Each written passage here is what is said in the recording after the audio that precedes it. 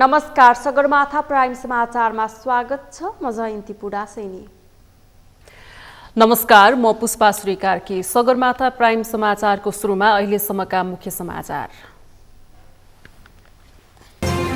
यौन हिंसा सहितका 2 विधेयक छलफलका लागि संसदीय समितिमा पठाइयो। उजुरी दिन राखिएको हदम्याद सम्बन्धी कानून तत्काल हटाउन सांसदहरूको माग। गृह मन्त्रालयका हाकिमका पत्नीहरू मिटर ब्याज असुलीमा संलग्न रहेको सांसदको आरोप। चोरी, तस्करी र कालोबजारी रोक्न मन्त्रालय असफल भएको टिप्पणी।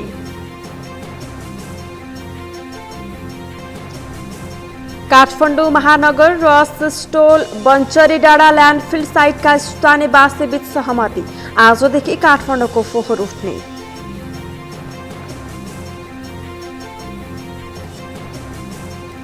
रुस विरुद्ध युद्ध लडेको आरोपमा रुस समर्थित अदालतद्वारा 3 जनालाई मृत्युदण्डको फैसला। महिना दिनभित्र सजायका विषयमा पुनरावेदन गर्न सकिने।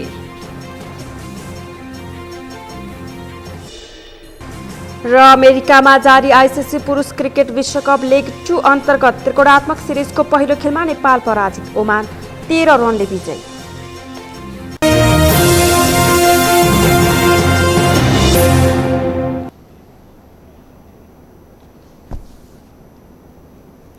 सगरमाथा प्राइम समाचार अब विस्तारमा। प्रतिनिधि सभाले यौन हिंसा विरुद्धको केही ऐनलाई संशोधन गर्न बनेको विधेयक 2079 र फौजदारी कसुर तथा फौजदारी कार्यविधि सम्बन्धी केही ऐन संशोधन गर्ने विधेयक 2079 दफावार छलफलका लागि संसदीय समितिमा पठाएको छ। आज बसेको प्रतिनिधि सभा बैठकमा सभामुख अग्निप्रसाद सापकोटाले ती 2 विधेयक दफावार छलफलका लागि सम्बन्धित समितिमा पठाउन सरकारले गरेको प्रस्तावलाई निर्णयार्थ प्रस्तुत गर्नुभएको थियो। त्यसलाई बैठकले सर्वसम्मतिले स्वीकृत गरेको हो। बैठकमा कानून, न्याय तथा संसदीय मामिला मन्त्री गोविन्द प्रसाद शर्मा कोइरालाले दफावार छलफलका लागि 2 विधेयक सम्बन्धित समितिमा पठाउन प्रस्ताव पेश गर्नुभएको थियो। संसदीय समितिमा दफावार छलफल भएपछि सो संशोधन विधेयक पुनः प्रतिनिधि सभामा पठाउनेछ। समितिको प्रतिवेदन सहितको सो विधेयक प्रतिनिधि सभाले पास गरेर राष्ट्रिय सभामा पठाउनेछ। संघीय संसदको 2 सदनले पारित गरेपछि राष्ट्रपतिले प्रमाणित गरेर कार्यान्वयनमा ल्याउने संवैधानिक व्यवस्था छ।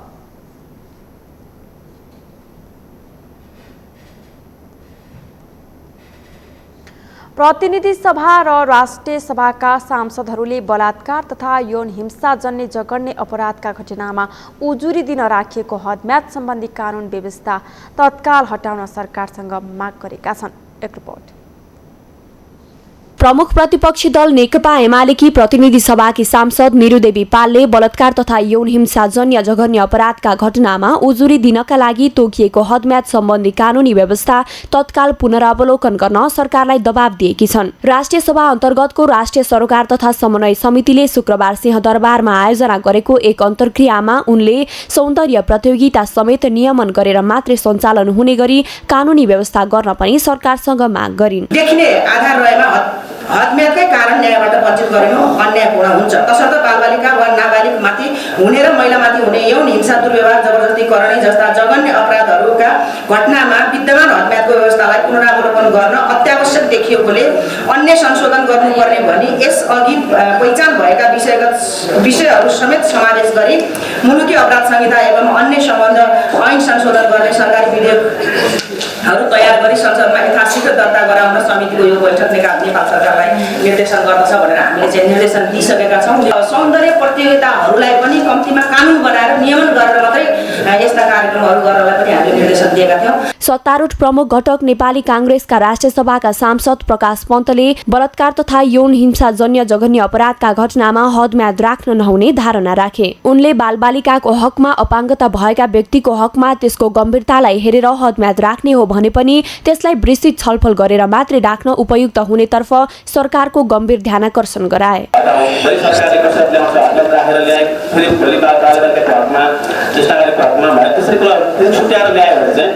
विषयमा लाग्ने यो विषयमा नलाग्ने भयो भने त्यहाँ चाहिँ कम्ती पनि अपाङ्ग भएको महिलाहरूलाई चाहिँ त्यो गम्भीर प्रकृतिको त्यो जघन्य भित्र पनि फेरि अझै जघन्य अपराध चाहिँ त्यो हो।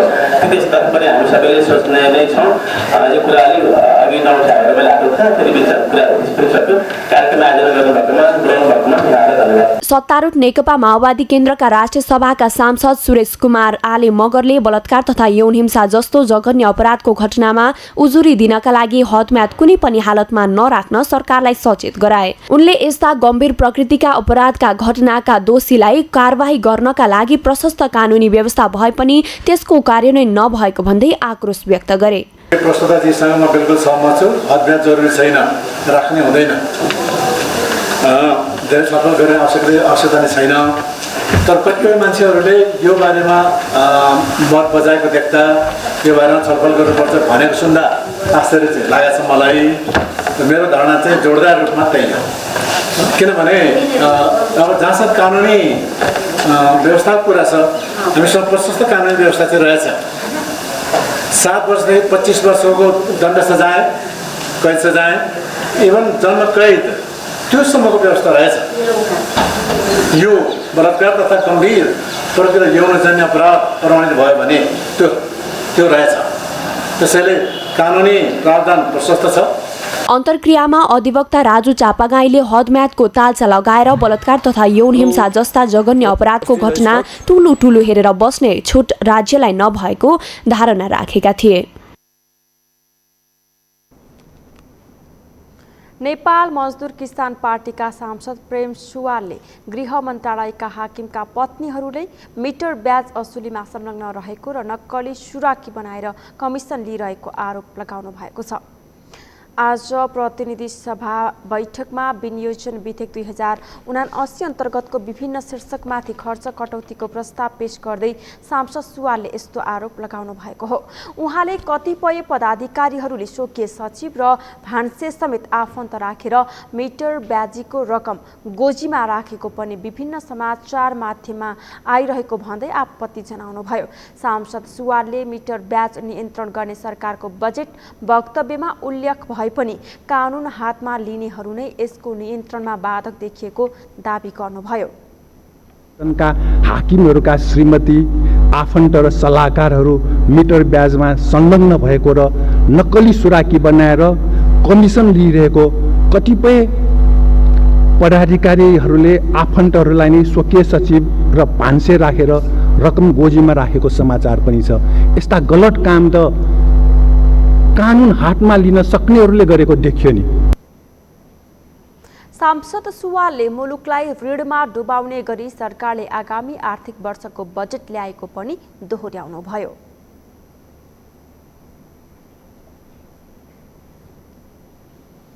राष्ट्रिय जनमोर्चाकी सांसद दुर्गा पौडेलले चोरी, तस्करी तथा कालोबजारी रोक्न गृह मन्त्रालय असफल भएको बताउनु भएको छ।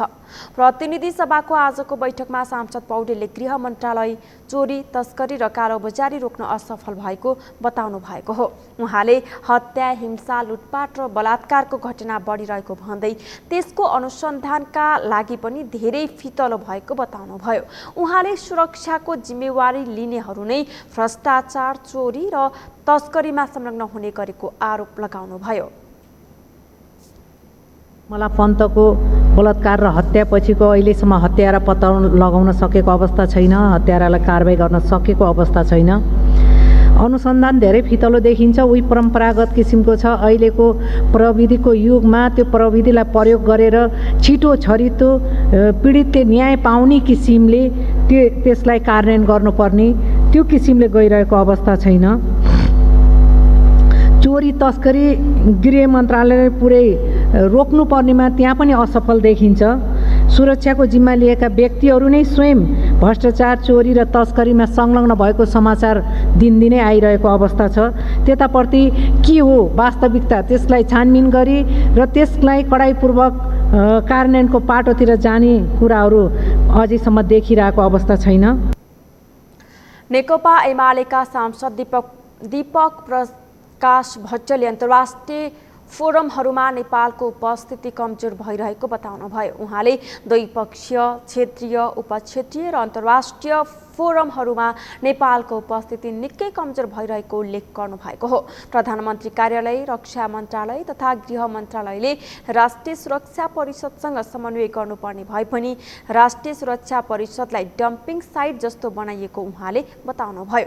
परिषदबारे आगामी आर्थिक वर्षको बजेटमा कहीँ कतै नछोएको उहाँको भनाइ छ। उहाँले सातै प्रदेशका मुख्यमन्त्रीहरूले कूटनीतिज्ञहरूलाई भेटिरहेको उल्लेख गर्दै कसले सहजीकरण गरिरहेको र कुन संरचनाले काम गरिरहेको हो भन्दै प्रश्न गर्नुभयो। स्थानीय तहका जनप्रतिनिधिहरू अन्तर्राष्ट्रिय सङ्घ संस्थाको कार्यक्रममा कुनै निकायसँग सहजीकरण नगरी गइरहेको उहाँले बताउनुभयो।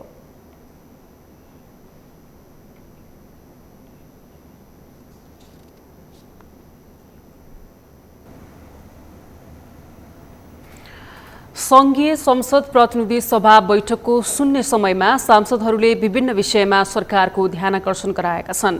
काठमाडौँको फोहोर मैला व्यवस्थापन, पेट्रोलियम पदार्थको मूल्य वृद्धि, जातीय विभेद, मानव तस्करीदेखि पूर्व पश्चिम विद्युतीय रेल मार्गका लागि जग्गा अधिग्रहणसम्मका विषयहरू सांसदहरूले उठाएका थिए। एक रिपोर्ट। प्रतिनिधि सभाको शुक्रबारको बैठकमा प्रतिनिधि सभा सदस्य रामवीर मानन्दरले काठमाडौँ फोहोर मैलाका कारण अस्तव्यस्त भइरहेको बताए। उनले काठमाडौँको फोहोर मैला व्यवस्थापनका लागि आफ्नो नेतृत्वमा फोहोर मैला व्यवस्थापन संसदीय समिति बनाउन माग गरे। उनले फोहोर मैलाको व्यवस्थापन गर्न दृढ इच्छा शक्ति भएको मानिस चाहिने भन्दै त्यस्तो व्यक्ति आफू भएको दावी गरे। फोहोर मैलाको र काठमाडौँ अस्तव्यस्त ध्वस्त भइरहेको छ। म चाहिँ सरकारसँग सभामुख मार्फत चाहिँ म एउटा माग राख्न चाहन्छु कि मेरो अध्यक्षतामा यो फोहोर मैला व्यवस्थापन संसदीय समिति चाहिँ निर्माण गरोस् भन्ने मेरो माग हो। त्यसकारण आज 1 महिना भइसकेको छ निर्वाचन सकिएको पनि र सरकार पनि 1 वर्ष भएको छ। यो फोहोर मैलालाई चाहिँ व्यवस्थापन गर्नलाई एउटा इच्छा शक्ति भएको मान्छे चाहिन्छ, त्यो भनेको म हो भन्ने मेरो दावा छ। प्रतिनिधि सभा सदस्य विमला विकले किसानले मल पाउँछन् कि पाउँदैनन् भनेर सरकारलाई प्रश्न गरिन्। उनले सरकारले मल दिन नसके किसानले सीमा पारीबाट ल्याएको मल नखोज्न आग्रह गरिन्। वर्षासँगै धान खेती सुरुवात भएको छ। किसान मन खोल्न हैरान छन् र हामी मन्त्रीज्यू खोज्न हैरान छौँ। न किसानले मन भेटे न हामीले मन्त्री भेट्यौँ। म सरकारलाई सोध्न चाहन्छु किसानले मल पाउँछन् कि पाउँदैनन्। यदि किसानले मल पाउँदैनन् भने किसानले टाउकोमा बोकेर सीमा पारीबाट ल्याएको मल खोसेर बहादुरी कमाउने कोसिस नगरियोस्। त्यसरी ल्याएको मलबाट धान बढी फलेछ भने यही सरकारलाई सुविधा हुनेछ कि हाम्रो कुशल व्यवस्थापनले उत्पादन बढ्यो भनेर। प्रतिनिधि सभा सदस्य महेश बस्नेतले सरकारले पेट्रोलियम पदार्थमा मूल्य वृद्धि गरेर व्यवसायले तालाबन्दी गर्नुपर्ने र जनता भोकै मर्नुपर्ने स्थिति ल्याएको बताए। निर्माण क्षेत्रमा 25% महँगी बढेकोले निर्माणको काम अलपत्र भएको उनले बताए। आगामी आर्थिक वर्षको बजेट सीमित नेता, मन्त्री र प्रधानमन्त्रीको घरमा मात्रै गएको उनले टिप्पणी गरे। सरकारले आज फेरि पेट्रोल र डिजलमा प्रति लिटर 12 र पेट्रोलमा 8 रुपियाँ मूल्य बढाएको छ। व्यवसायी तालाबन्द गर्नुपर्ने र जनता भोकै मर्नुपर्ने स्थिति ल्याएकोमा प्रधानमन्त्रीज्यू र आपूर्ति मन्त्रीज्यूलाई हार्दिक बधाई छ। अब महँगी झन् बढ्ने भयो। गत आवमा चाहिँ यो पटक पनि पुँजीगत खर्च नहुने भयो। निर्माण क्षेत्रमा मात्रै 25% महँगी बढेको छ। अझ बढ्दैछ। जनताको निजी क्षेत्रका कामहरू, निर्माणका कामहरू अल्पत्र परेका छन्। गत आवमा एमाले सुरु गरेका चालु योजनाहरू सबै अल्पत्र परेका छन्। निर्माण व्यवसायीले पेमेन्ट पाएका छैनन्। यो वर्षको बजेट सीमित नेता, मन्त्री र प्रधानमन्त्रीको घरमा मात्र गएको छ। प्रतिनिधि सभा सदस्य मीन विश्वकर्माले ललितपुरको शङ्खमूल स्थित जगतगुरु आदर्श संस्कृत गुरुकुलले दलित भएकै कारण 4 बालकलाई भर्ना नलिएको भन्दै आपत्ति जनाए।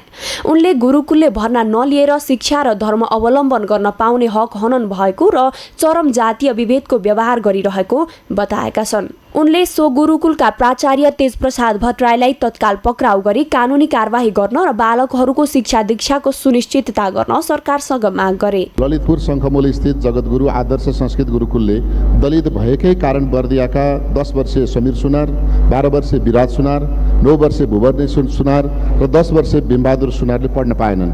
गुरुकुलले पूर्व स्वीकृति अनुसार नै आश्रममा व्रतबन्ध गरी कपाल मुण्डन गरेका थिए। भोलिपल्ट शनिबार परेकोले अर्को दिन भर्ना हुने भन्ने निश्चित थियो र त्यही बेलुका बसे। राति त्यही बास बस्दा सोधी खोजी हुँदा भलाकुसारी हुँदा जात सुनार भएको थाहा पाएपछि अकस्मात सिट खाली नभएको भनी प्राचार्य तेजप्रसाद भट्टराईले भर्ना लिएनन्। सभामुख महोदय, एकातर्फ ती बालकको शिक्षाको हक, धर्म अवलम्बन गर्न पाउने हक हनन भएको छ भने अर्कातर्फ चरम जातीय विभेदको व्यवहार गरिएको छ। यस्ता सामाजिक तथा जातीय विद्वेष फैलाउने, विभेदकारी, गैर कानुनी गुरुकुलका प्राचार्य तेजप्रसाद भट्टराईलाई तत्काल पक्राउ गरी कानुनी कारबाही गर्न र ती अबोध बालकहरूको शिक्षा दीक्षाको सुनिश्चितता गर्न भनी सभामुख महोदय मार्फत नेपाल सरकारसँग जोरदार माग गर्दछु। प्रतिनिधि सभा सदस्य रङ्गमती शाहीले मानव तस्करी गम्भीर समस्या बनेको उल्लेख गरिन्। उनले तस्करहरूको अन्तर्राष्ट्रियमै संगठित सञ्जाल बनेको बताए। तस्करहरूलाई नियन्त्रण गर्न सरकार असफल भएको उनको भनाइ छ। सरकारले प्रतिबन्ध गरेका मुलुकमा पनि अवैध रूपमा महिला कामदारहरू जाने गरेकाले उनले त्यसतर्फ सरकारको ध्यानाकर्षण गराइन्। मानव तस्करी अहिले नेपालको एउटा गम्भीर समस्या बनेको छ।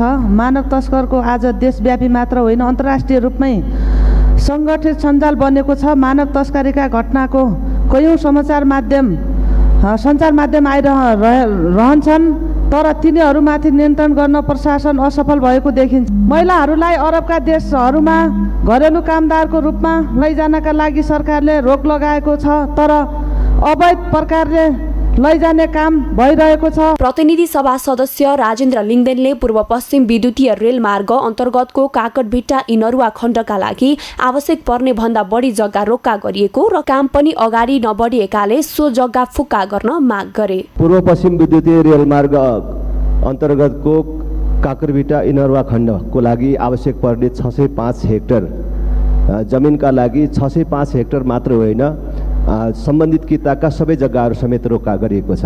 प्रतिनिधि सभा सदस्य रेणुका गुरुङले संघीय संसद भवनको क्यान्टिनमा ढिलासुस्ती र लापरवाही हुने गरेको दुखेसो गरिन्। उनले पिउने पानी पनि सहज रूपमा नपाइने दुखेसो पोखिन्। खानालाई क्यान्टिन गयो ढिलासुस्ती र खानेकुरा पकाइमा लापरवाही देखिन्छ। शौचालय गयो भुइँभरि पानी पोखेको हुन्छ। 24 घण्टे मेटरको व्यवस्था हुनुपर्छ सभामुखज्यू। पिउने पानी ठाउँमा गयो कतै गिलास हुँदैन कतै पानी हुँदैन कतै तातो पानी हुँदैन। मन्त्रालय मन्त्रीको कार्यालय भए जस्तै सांसद भवन सांसदहरूको कार्यालय हो। यो परिसरभित्र कुनै पनि स्थानमा घुमफिर गर्न सांसदलाई बन्देज हुनु हुँदैन। मान्य नै भनेको सबैले अन्य र मान्नै पर्ने व्यक्ति भन्ने बुझिन्छ। सुरक्षाकर्मीहरू कसैले अभियान गरेछ कसैले गरेछ छैन लापरवाही गरेछ। सांसद गुरुङले संसद भवनभित्र कुनै पनि स्थानमा घुमफिर गर्न सांसदहरूलाई बन्देज नगर्न पनि आग्रह गरिन्। सत्ता गठबन्धनमा रहेका सबैजसो दलहरू मन्त्री परिवर्तन गर्ने तयारीमा जुटेका छन्। एकीकृत समाजवादीले यसअघि नै नयाँ मन्त्रीको नामावली समेत प्रधानमन्त्रीलाई बुझाइसकेको छ। माओवादी केन्द्र तथा नेपाली काङ्ग्रेसका केही नेताहरू समेत मन्त्री परिवर्तनका लागि पार्टीभित्र कुरा उठेको सार्वजनिक अभिव्यक्ति दिइरहेका छन्। गठबन्धनमा आबद्ध सबैजसो पार्टीहरूको दबाव आउन थालेपछि मन्त्रीमण्डल फेरबदल हुने सम्भावना बढेको छ। मन्त्रीमण्डल फेरबदलको विषयलाई लिएर गठबन्धन सम्बद्ध दलमा खटपट समेत सुरु भएको छ। नरेन्द्र महताराको रिपोर्ट। सत्तारूढ दलहरू मन्त्री परिवर्तन गर्ने तयारीमा देखिएका छन्। नेकपा एकीकृत समाजवादीले प्रधानमन्त्रीलाई नयाँ मन्त्रीहरूको नाम यसअघि नै बुझाइसकेको थियो। यद्यपि केही समय मन्त्री परिवर्तन गर्न नहुने सत्ता गठबन्धनको निर्णयले एकीकृत समाजवादीबाट मन्त्री परिषदमा सहभागी हुने नयाँ मन्त्रीहरूको शपथ रोकिएको थियो। त्यसो त नेपाली काङ्ग्रेस र माओवादी केन्द्रमा समेत मन्त्री परिवर्तन गर्नुपर्ने कुरा उठेको नेताहरूले बताउँदै आएका छन्। तर यसरी पटक पटकको मन्त्रीमण्डल हेरफेरले सरकारका काम कारबाही प्रभावित हुने मात्र होइन राज्यको ढुकुटीमा नै असर पर्ने गरेको राजनीतिक जानकारहरूको भनाइ छ। मन्त्री पदकै लागि दौडधुप गर्ने तर पद पाएपछि कुनै भूमिका निर्वाह गर्न नसक्ने नेतृत्वका कारण विगतदेखि नै जनताका महत्त्वपूर्ण मुद्दाहरू प्रभावित हुँदै आएका छन्। यसले सामान्य प्रशासनदेखि उच्च प्रशासनसम्मका काम कारबाही प्रभावित हुने गरेका छन्। आम मानिसले पटक पटकको मन्त्री फेरबदलका विषयमा प्रश्न उठाउने गरेको भए पनि राजनीतिक दलका नेताहरू भने यसलाई स्वाभाविक प्रक्रियाका रूपमा लिनुपर्ने बताउँदै आएका छन्। कुन व्यक्तिलाई मन्त्री बनाउने या नबनाउने त्यो सम्बन्धित पार्टीको सार्वभौम कुरा हो, अरूले गर्ने होइन। हाम्रो पार्टीका तर्फबाट कसलाई मन्त्री बनाउने या नबनाउने भन्ने कुराको निर्णय नेकपा एकीकृत समाजवादीले गर्छ। यो धरतीका अरू कुनै ताकतले गर्ने कुरा होइन। त्यो जसले यो मन्त्री बनेर काम गर्ने अनुभव गर्न पाउनु भएको छैन। निर्वाचित भएर आउनुभयो केही नयाँ साथीहरूले यत्रो नेपाली काङ्ग्रेस सरकार हुँदै गर्दाखेरि पनि केही नयाँ साथीहरूले मौका पाएको भए केही नयाँ कुराहरू सिक्ने मौका हुन्थ्यो र त्यस पछाडि चाहिँ भविष्यका निम्ति आफूलाई नयाँ जिम्मेवारीलाई तयार गर्न सकिन्थ्यो भन्ने कुरा चाहिँ यहाँ थुप्रै सांसदहरूको कुरा छ। सांसदले मन्त्री बन्न पाइहाल्छ। यहाँ त सांसदभन्दा बाहिरबाट पनि मन्त्री बनाइराख्नु भएको छ नेताहरूले। त त्यसले गर्दाखेरि अब पर्फर्मेन्स गर्न सक्ने क्यापेबल मान्छे भन्दाखेरि पनि नेताहरूको प्रियलाई बनाउने चलन भनेको त्यो अनडेमोक्रेटिक हो, दुःखद कुरा हो। केही दिनअघि नेकपा एकीकृत समाजवादीले सरकारमा सहभागी मन्त्रीहरूलाई फिर्ता बोलाएर नयाँ मन्त्रीहरूको नामावली सिफारिस गरेको थियो। तर मन्त्रीहरूको नाम सिफारिसबारे बहालवाला मन्त्री र गठबन्धनभित्र टकराव उत्पन्न हुने भन्दै प्रधानमन्त्री शेरबहादुर देउबा मन्त्री फेरबदल गर्ने निर्णयबाट ब्याक भएका थिए। गठबन्धनको मुख्य घटक नेपाली काङ्ग्रेसभित्र पनि मन्त्री फेरबदलको विषयले प्रवेश पाएको छ।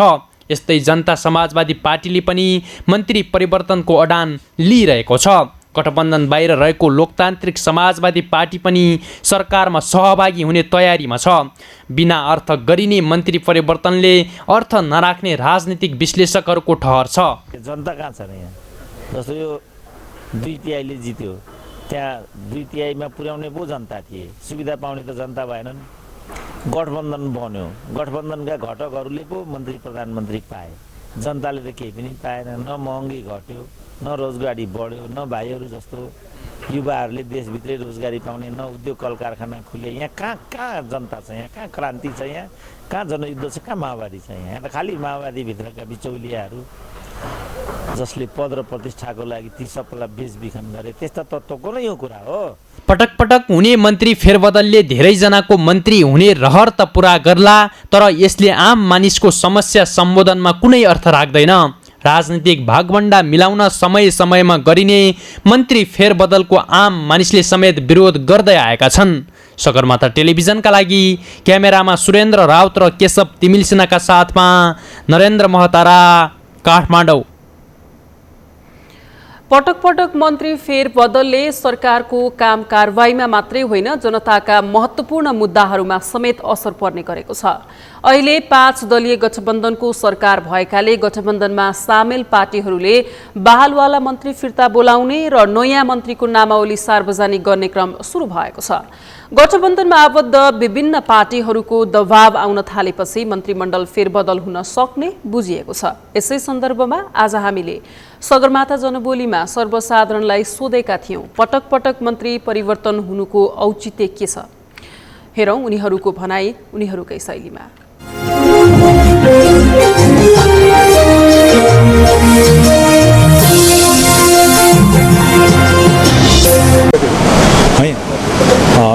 टेक्निकल बहसहरू है, आर्थिक सामाजिक है कुराहरू कसरी समेट्ने है, यहाँ त के छ भने खालि कुर्सीमा केन्द्रित है, कसलाई कसरी ढाल्ने, सरकार कसरी चेन्ज गर्ने एउटा जना पाए छैन। तपाईँको योजना बनाएको छ, त्यो योजना बनाउँदै सरकार खसाउने। यो मन्त्री फेरबदल मात्रै गरेर चाहिँ केही हुने होइन। यो मिलिजुली खाने, आफ्नो भागभण्डाउ गर्ने, आफ्नो के भन्छ यो गठबन्धन मिलाउने, यताउता गर्ने मात्रै हो।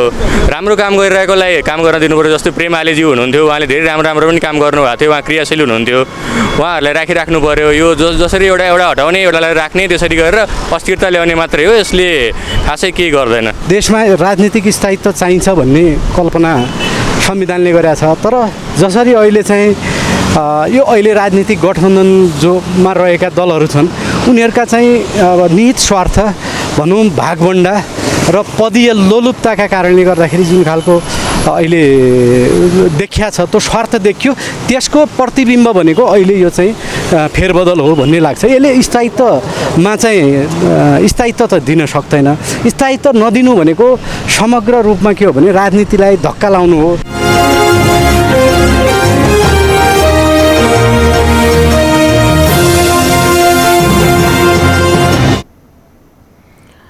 सगरमाथा प्राइम समाचारमा अब एकैछिन विश्रामपछि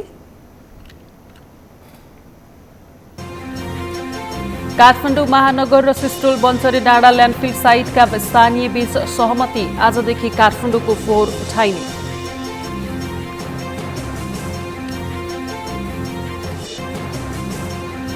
तनहुँको आबु खैरेनी साखरमा पृथ्वी राजमार्ग भासियो। एक कार र मोटरसाइकल मर्स्याङ्गी नदीमा खस्दा 2को मृत्यु। सडक पूर्ण रूपमा सुचारू गर्ने प्रयास अझै जारी।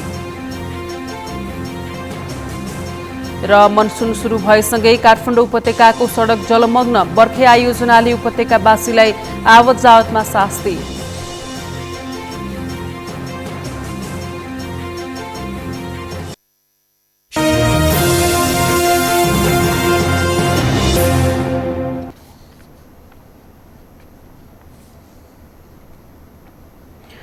विश्रामपछि सगरमाथा प्राइम समाचारमा स्वागत छ। अब बाँकी समाचार। जनता समाजवादी पार्टी नेपालका अध्यक्ष उपेन्द्र यादवले लोकतान्त्रिक समाजवादी पार्टी नेपालसँग एकता गर्न आफूहरू तयार रहेको बताउनु भएको छ। आज नयाँ बानेश्वर स्थित संघीय संसद भवनमा सञ्चारकर्मीहरूलाई संक्षिप्त प्रतिक्रिया दिँदै अध्यक्ष यादवले लोकतान्त्रिक समाजवादी पार्टी नेपालसँग एकताका लागि आफूहरू खुला रहेको बताउनु भएको हो। उहाँले दुई पार्टीहरूका बीचमा एकता गर्नु समयको आवश्यकता र जनताको माग भएको पनि बताउनुभयो। अब एकै हातले ताली बज्दैन, दुईटै हात पनि चाहिन्छ। त्यसले गर्दाखेरि के छ भने हाम्रो तर्फबाट हामीले वातावरण बन्नका लागि ओपन गरिदिएका छौँ। अब यस्तो हो के हो भन्दाखेरि उहाँहरूले आरोप लगाए पनि म त आरोप लगाउँदिनँ। समयको आवश्यकता हो, जनताको माग हो। अहिलेको समयमा फुटेर होइन जुटेर अगाडि बढ्नुपर्छ भन्ने हाम्रो आफ्नो धारणा हो। अब त्यो उहाँहरूले त्यो धारणासँग सहमत हुने भयो, अगाडि बढ्ने हो। सहमत भएन भने त एकै हातले ताली बज्दैन। यता लोकतान्त्रिक समाजवादी पार्टी नेपालका नेता राजेन्द्र महतोले उपेन्द्र यादवले पार्टी एकताको कुरा गर्नु बनावटी भएको बताउनुभयो। नयाँ बानेश्वर स्थित संघीय संसद भवनमा सञ्चारकर्मीहरूलाई संक्षिप्त प्रतिक्रिया दिँदै उहाँले यादवले आफूलाई सङ्कटमा परेको बेला मात्रै पार्टी एकताको कुरा गर्ने गरेको बताउनुभयो। पार्टी जब विभाजन हुने कगारमा पुग्छ, पार्टीभित्र जब उहाँलाई अप्ठ्यारो पर्छ, त्यति बेला पार्टी एकताको कुरा गर्नुहुन्छ के। यो विगतमा त्यसै देखिएको। अस्ति 1.5 साल पहिले पार्टी फुट्नै लागेको, अनि रातारात हामी पार्टी एकता गऱ्यो। अनि एकता भइसकेपछि पार्टी विभाजन गर्नुभयो, निर्वाचन आयोगमा गएर निवेदन हालेर विभाजन गर्नुभयो। अहिले पनि उहाँको एकताको कुरा गर्दाखेरि त्यही बुझिन्छ के। मिडियामा तपाईँको मिडियामा आइरहेछ, फेरि त्यहाँ कचिङ्गल छ, त्यहाँ चाहिँ विभाजनतर्फ गयो पार्टी। अनि फेरि तपाईँहरूको मिडियाको मार्फत हामीले त्यो बुझ्यौँ भने उहाँको पार्टी फेरि फुट्न लाग्यो, अनि उपेन्द्रजी फेरि एकताको अलाप्न लाग्यो। यो सब बनावटी, यसमा इमान्दारिता भनेको पटक्कै छैन। उपेन्द्रजीको जुन अभिव्यक्ति हो एकता सम्बन्धी, उहाँ मधेसलाई कहिले पनि शोषण उत्पीड, जनतालाई एकताबद्ध भएर शक्ति निर्माण गर्ने यो काममा कहिले पनि सहयोग गर्नु भएन। नेता महतोले लोकसभालाई सरकारमा जानका लागि औपचारिक रूपमा प्रस्ताव नआएको पनि बताउनुभयो। शहरी विकास मन्त्री रामकुमारी झाँक्रीले काठमाडौँको फोहोर व्यवस्थापनका लागि ठूलो ल्यान्डफिल साइटको विकल्पमा साना व्यवस्थापन केन्द्र खोज्नुपर्ने बताउनु भएको छ। आज शहरी विकास मन्त्रालयमा बन्चरे डाँडावासीहरूसँग भएको छलफलमा मन्त्री झाँक्रीले यस्तो बताउनु भएको हो। उहाँले ठूला ल्यान्डफिल साइटहरू बन्न समय लाग्ने र बन्न पनि नसकेको भन्दै त्यसको विकल्पको रूपमा ससाना फोहोर ढल व्यवस्थापन केन्द्र खोज्नुपर्ने बताउनु भएको हो। उहाँले आजबाट काठमाडौँ उपत्यकाको फोहोर उठाउन सम्बन्धित निकायहरूलाई अनुरोध समेत गर्नुभयो। आज बिहान सिस्टुलवासीसँग शहरी विकास मन्त्री, प्रधानमन्त्री कार्यालयका सचिव लगायत अन्य मन्त्रालयका सचिव, काठमाडौँ ललितपुर महानगरका मेयर, ककनी गाउँपालिकाका अध्यक्ष, धुनीबेसी नगरपालिकाका प्रमुख र सम्बन्धित जिल्लाका जनप्रतिनिधिहरूसँगको वार्ता टोलीले फोहोर उठाउने सहमति गरेको छ। छलफलका क्रममा मन्त्री झाँक्रीले तत्कालको समस्या समाधान गर्न सम्झौता गर्ने र त्यसपछि फर्किएर नजाने प्रवृत्तिका कारण यो समस्या सृजना भएको बताउनुभयो। उहाँले सबै पक्षसँग बसेर छलफल गरिएकाले अब फोहोर नउठ्ने कुरा नरहेको, तर सरकारले बन्चरे डाँडा र सिस्टोलवासीको माग पूरा गरेर मात्रै अघि बढ्ने विश्वास दिलाउनुभयो। उहाँले सिस्टोलमा गरेको गल्ती बन्चरे डाँडामा नदोहोर्याउने भन्दै फागुन 26 को कार्यदिशा अनुसार नै फोहोर व्यवस्थापन गर्ने पनि बताउनुभयो। काठमाडौँको फोहोर व्यवस्थापनका लागि स्थानीयवासीसँग सरकारले शुक्रबार राति 18 बुँदे सहमति गरेको थियो। स्थानीयवासीले विभिन्न माग राख्दै बन्चरे डाँडामा फोहोर विसर्जन गर्न नदिँदा केही हप्ता यता काठमाडौँको फोहोर सडकमै थुप्रिएको थियो।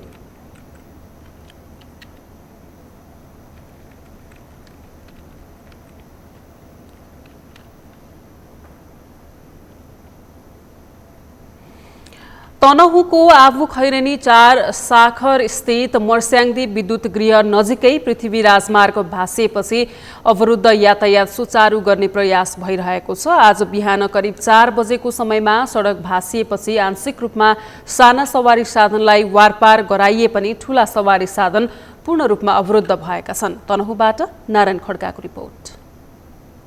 बिहान करिब 4 बजेको समयमा सडक भासिएपछि आंशिक रूपमा साना सवारी आवत जावत सुचारू भएको पृथ्वी राजमार्ग पूर्ण रूपमा सञ्चालनको प्रयास जारी रहेको छ।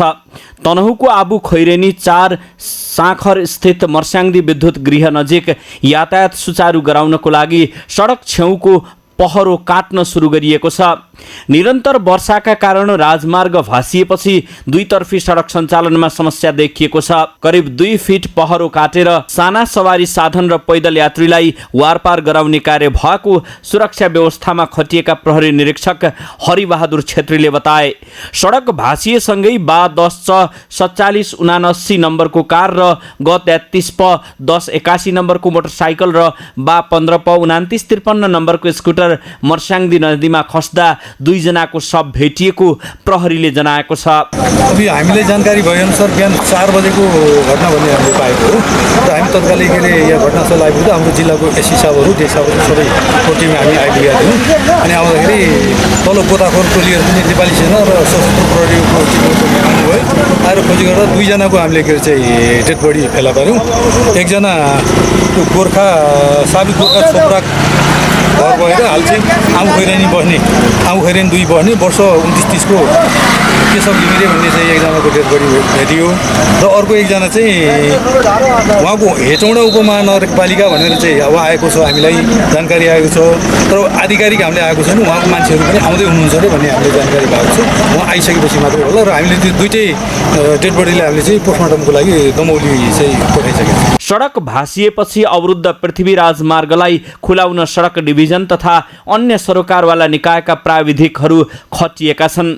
साना सवारी साधन र पैदल यात्रीलाई एकतर्फी रूपमा वारपार गर्ने व्यवस्था मिलाइए पनि ठूला सवारी साधन अझै केही दिन सञ्चालन गर्न सकिने अवस्था नभएको सहायक प्रमुख जिल्ला अधिकारी काशीराम गैरेले बताए। बिहानैदेखि हामीले चाहिँ तिनटै सुरक्षा निकायहरू परिचालन गरेर त्यस पछाडि पुरिन टारबाट चाहिँ सशस्त्र प्रहरीको गोताखोर समेत ल्याएर त्यो 2 जनाको शव चाहिँ उद्धार गरिसकेका छौँ। त्यसलाई चाहिँ पोस्टमार्टमलाई दमौली ल्याउने कार्यक्रम पनि भइसकेको छ। कुनातिर हामीले चाहिँ डाइभर्सन बनाउनको लागि खोल्नको लागि चाहिँ खासै चाहिँ ठाउँ उपलब्ध छैन, सबै पहरै पहर छ। छेउतिरको चाहिँ अवस्था लगभग चाहिँ सडकको आधा सम्मको भाग चाहिँ लगिसकेको छ र आधा लगिसक्यो भने त्यहाँभन्दा त्यो अझै पनि फेरि पनि जान सक्ने चाहिँ एकदम चाहिँ कम्प्लेक्स चाहिँ स्ट्रक्चर भएको कारणले गर्दाखेरि चाहिँ हामीलाई एकदम समस्या परिरहेको छ। सडक भासिएपछि बिरामीलाई हेलिकप्टरबाट काठमाडौँ लगिएको छ। गोरखाको बारपाकका एक बिरामीलाई हेलिकप्टरबाट उपचारको लागि काठमाडौँ लगिएको हो। राजमार्ग भासिएपछि आबु खैरेनी हुँदै चितवन काठमाडौँ जाने र पोखरातर्फ आउने सवारी साधन रोकिएका छन्। साना सवारी साधन र सर्वसाधारणलाई भने सुरक्षित रूपमा वारपार गराउने व्यवस्था मिलाइएको छ। सगरमाथा टेलिभिजनको लागि तनहुँबाट नारायण खड्काको रिपोर्ट।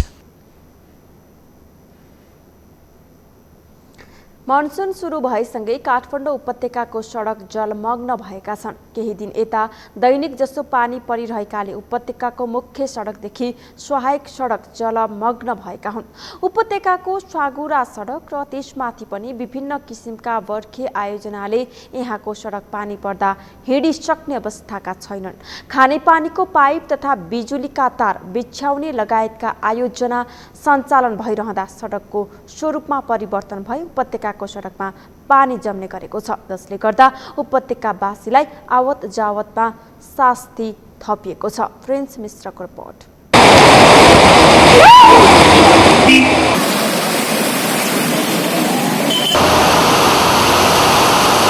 जलमग्न सडक खण्ड र घुँडैसम्म पुग्ने गरी बग्दै गरेको पानीको यो दृश्य देख्दा तपाईलाई तराई क्षेत्रको याद आउन सक्छ। तर यो दृश्य हो काठमाडौँ उपत्यकाको। काठमाडौँ उपत्यकाको यो हविगत देख्दा तपाईलाई अचम्म लाग्न सक्छ। यस्तै यो दृश्यमा लड्नै लागेकी यी युवतीलाई हेरौं। फायर ब्रिगेडले चाहिँ पानीका फोहरा छाप्दै दौडिन बाध्य सवारी साधनलाई हेरौं र यसैबीच सेतो प्लेटका सवारी साधनमा सवार सरकारी निकायका अधिकारीलाई पनि हेरौं। यी दृश्यहरू हामीले काठमाडौँ स्थित पुतली सडक र अनाम नगरको सडक खण्डमा कैद गरेका हौं। औसतमा 10 मिनेटको वर्षापछि काठमाडौँका सडक खण्डहरूमा यस्ता दृश्य सामान्य देखिन्छन्। देशकै राजधानी र त्यसमाथि व्यवस्थित सहरका रूपमा मानिने काठमाडौँ सहर सामान्य रूपमा परेका वर्षाले समेत डुबानमा पर्ने गरेको छ। आफ्ना दैनिकीको भागदौड बीचमा सर्वसाधारण नागरिक वर्षायाममा आफ्नो ज्यानकै जोखिम मोलेर गन्तव्यमा पुग्न बाध्य छन्। सडकमा जम्मा हुने पानीको निकास तथा सडकलाई जलमग्न हुनबाट व्यवस्थित गर्न आफूहरूले सरकारवाला निकायसँग पटक पटक गुहार मागे पनि उनीहरूले कुनै वास्ता नगरेको स्थानीयको गुनासो छ। पानी आयो कि चाहिँ मुटु काम छ, वाडामा हेल्पलाइन राखिन्छ भन्नुभएको थियो। त्यो नम्बरमा पनि फोन गरियो तर केही होला कि भनेको त्यो पनि केही पनि भएन। यो समस्या थुप्रै छ। अब यहाँ सबैलाई थाहा छ यहाँको यस्तो छ भन्ने थाहा छ, तर पनि सबै मुखदर्शी नै छन्। यो केही गर्न नखोजिया हो कि देखि पनि मुखदर्शन भा हो कि। काठमाडौँ उपत्यकाको सडकमा पानी जम्मा हुने र त्यसले स्थानीयको घरभित्रसम्म पसेर नागरिकलाई शास्ति दिने गरेको पुरानै व्यथा हो। यस्ता समस्याबारे सम्बन्धित निकायहरूलाई पनि थाहा नभएको भने होइन, तर उनीहरूले सर्वसाधारणको वर्षौंदेखिको गुनासोलाई समाधान गर्न पनि सकेका छैनन्।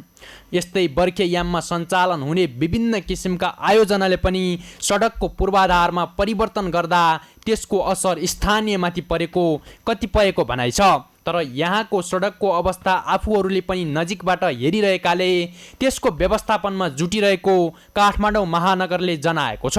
यो 10 वर्षमा कति चाहिँ जनसङ्ख्या बढ्छ, कतिवटा घर बन्छ, यसको एक्सेस कति हुन्छ भनेर नहेर्दाको परिणाम हो सर। अहिले हामीले चाहिँ के हो भने अब पुतली सडकमा जस्तै अन्त पनि हामीले केही ठाउँमा चाहिँ यो ढलको चाहिँ एक्सेस दिन सकेनौँ भने भयावह बन्छ भनेर हेर्न चाहिँ हामीले थालेका छौँ। त्यही पनि अझै यो सम्बन्धी काम गर्ने निकायहरूको चाहिँ समन्वय भएको छैन। अस्ति यही भनेर हामीले तपाईँले पानी पर्दाकै अभिगत देखिया हुनाले अहिले तपाईँलाई हामीले सडक, खानेपानी, विद्युत, टेलिकम, नेपाल विद्युत प्राधिकरण यी सबैलाई डाकेर अस्ति हामीले मिटिङ पनि गर्यौँ। भयावह बन्दैछ। वर्षेनी तराई झैँ डुबानको समस्या काठमाडौँ उपत्यकाले भोग्दै आएको छ। यस किसिमको समस्या समाधान गर्न सरकारवाला निकायले चासो र चिन्ता गर्न जरुरी छ। सगरमाथा टेलिभिजनका लागि क्यामेरामा केशव तिमिल सिन्हाका साथमा प्रिन्स मिश्रको रिपोर्ट। सगरमाथा प्राइम समाचारमा एकैछिन विश्रामपछि। रुस विरुद्ध युद्ध लडेको आरोपमा रुस समर्थित अदालतद्वारा 3 जनालाई मृत्युदण्डको फैसला। महिना दिनभित्र सजायका विषयमा पुनरावेदन गर्न सकिने। र अमेरिकामा जारी आइसिसी पुरुष क्रिकेट विश्वकप लिग 2 अन्तर्गत त्रिकोणात्मक सिरिजको पहिलो खेलमा नेपाल पराजित, ओमान 13 रनले विजयी।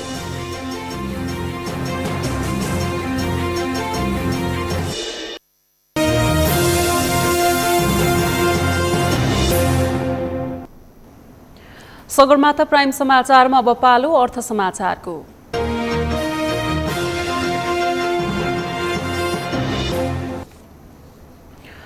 नेकपा माओवादी केन्द्रका नेता वर्षमान पुनले सरकारले आन्तरिक ऋण लिने सीमा राख्नुपर्ने बताउनु भएको छ। आज प्रतिनिधि सभा अन्तर्गतको अर्थ समितिमा सार्वजनिक ऋण व्यवस्थापन विधेयक 2076 माथि छलफलका क्रममा पछिल्लो समय आन्तरिक ऋण अत्याधिक रूपमा बढेकाले सीमा राख्नुपर्ने बताउनु भएको हो। उहाँले विगतमा मुलुकको कुल गृहस्थ उत्पादनको 2.5%मा अहिले 5% भन्दा बढी पुगेको बताउनुभयो। सांसद पुनले आन्तरिक ऋण वृद्धि भएकै कारण पछिल्लो समय बजारमा बैंकिङ तरलता भएर निजी क्षेत्रले ऋण पाउन नसकेको बताउनुभयो। खेल समाचारसँगै हामी सगरमाथा प्राइम समाचारको अन्त्यमा छौं। अन्त्यमा मुख्य समाचार फेरि एकपटक। यौन हिंसा सहितका 2 विधेयक छलफलका लागि संसदीय समितिमा पठाइयो। उजुरी दिन राखिएको हदम्याद सम्बन्धी कानून तत्काल हटाउन सांसदहरूको माग। गृह मन्त्रालयका हाकिमका पत्नीहरू मिटर ब्याज असुलीमा संलग्न रहेको सांसदको आरोप। चोरी, तस्करी र कालोबजारी रोक्न मन्त्रालय असफल भएको टिप्पणी।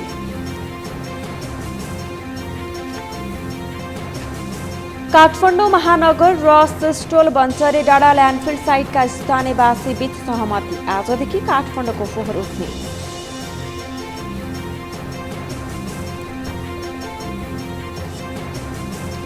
रुस विरुद्ध युद्ध लडेको आरोपमा रुस समर्थित अदालतद्वारा 3 जनालाई मृत्युदण्डको फैसला।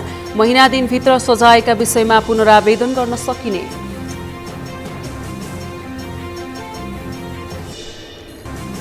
र अमेरिकामा जारी आइसिसी पुरुष क्रिकेट विश्वकप लिग 2 अन्तर्गत त्रिकोणात्मक सिरिजको पहिलो खेलमा नेपाल पराजित, ओमान 13 रनले विजयी। हवस् त सगरमाथा समाचार अहिलेलाई सकियो। तपाईँ समाचार बुलेटिनका साथै सगरमाथा टेलिभिजनका सम्पूर्ण कार्यक्रम www.sagarmatha.tv मा पनि पढ्न र हेर्न सक्नुहुनेछ। साथै युट्युबमा youtube.com/sagarmatha.tv नेपालमा हेर्न सक्नुहुनेछ। तपाईँ हामीलाई फेसबुकमा पनि facebook.com/STV नेपालमा फलो गर्न सक्नुहुनेछ। समाचारको शिखर, नेपालको गौरव, नेपालको पहिलो न्युज च्यानल सगरमाथा टेलिभिजन हेर्दै गर्नुहोला। नमस्कार।